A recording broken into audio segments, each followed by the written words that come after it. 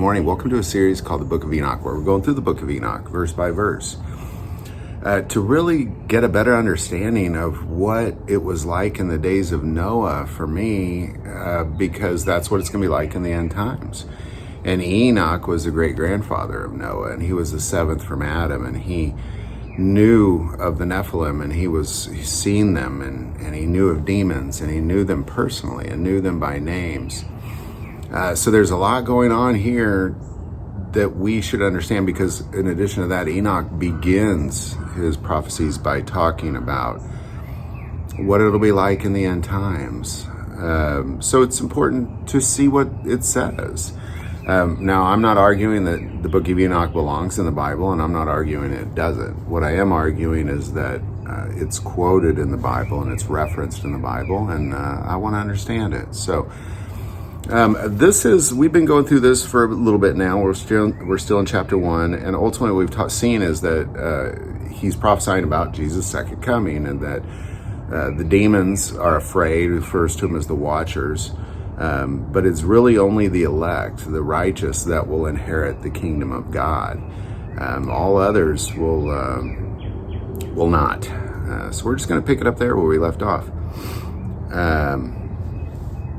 We'll kind of go back a little bit. We'll go back to 1 verse 3. Concerning the elect, I said and took up my parable concerning them. The Holy Great One will come forth from his dwelling, and the eternal God will tread upon the earth, even on Mount Sinai, and appear from his camp, and appear in the strength of his might from the heaven of heavens, and all shall be smitten with fear, and the watchers shall quake, and great fear and trembling shall seize them unto the ends of the earth. The high mountains shall be shaken, and the high hills shall be made low, and shall melt like wax before the flame. And the earth shall be wholly rent in sunder, and all that is upon the earth shall perish, and there shall be a judgment upon all men. And this is referring to the final judgment, Christ's return, the decreation of the earth, and then this judgment. But the righteous he will make peace, and will protect the elect, and mercy shall be upon them. And they shall all belong to God, and they shall be prospered, and they shall all be blessed. And he will help them, and light shall appear unto them, and he will make peace with them. And behold, he cometh with 10,000 of his holy ones to execute judgment upon all, and to destroy all the ungodly, and to convict all flesh of all the works of their ungodliness which they have ungodly committed, and of all the hard things which ungodly sinners have spoken against him. All right, we're going to kind of focus on that last part where he says, and behold, he cometh with 10,000 of his angels moving forward, because that's actually prophesied in the Bible. That's the quote from Jude. If we go to the book of Jude,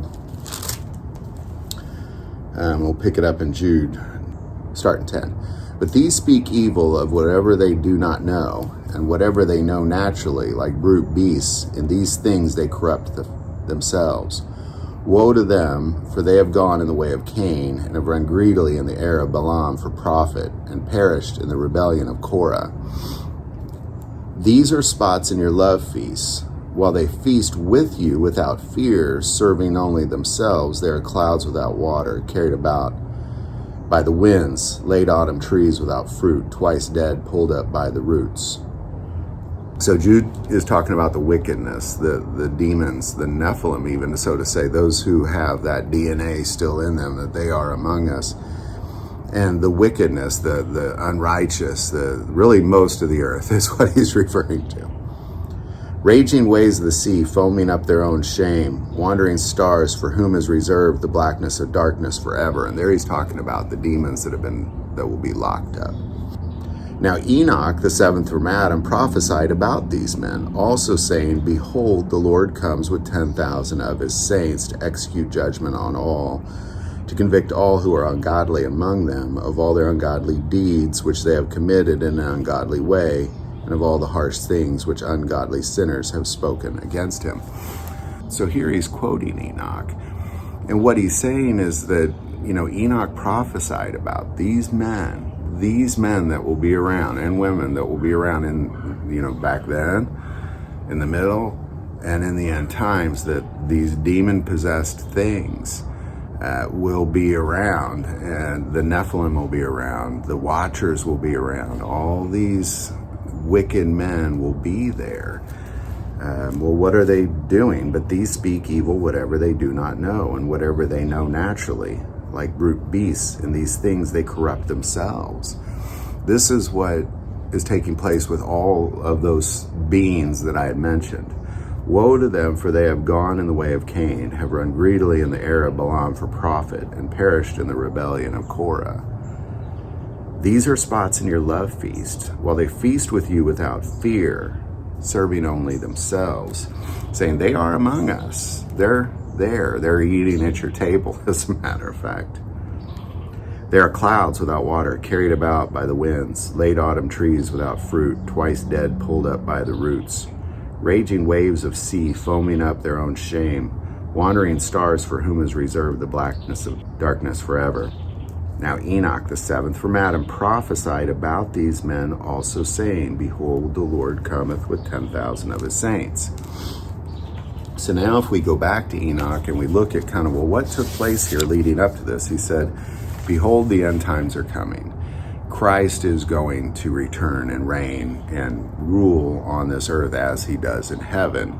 But the wicked, the corrupt, and the watchers will be destroyed. But the righteous, the elect, they will be saved.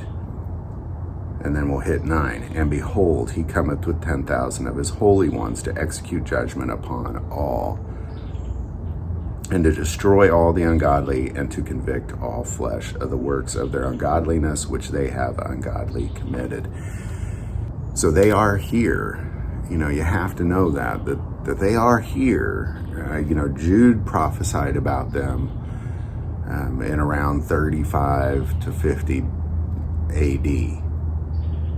Enoch knew them and prophesied about them, only being the seventh from Adam, so way back in like caveman days. And what they both are saying is that we are with them. They're with us. They're here. They're among us, and that we dine with them, and that they're among us. And you have to know that. You have to know that. Well, what do? They speak evil of whatever they do not know. These are people that are they're speaking evil. They're acting like they know everything. Google told me this, so therefore I'm an expert. I read on Facebook this thing, therefore I'm an expert. Speak evil of whatever they do not know and whatever they know naturally. And then this is really just talking about a lot of unnatural behavior from humans lately, like brute beasts. In these things they corrupt themselves. They're brute beasts. They're murderers. They're violent.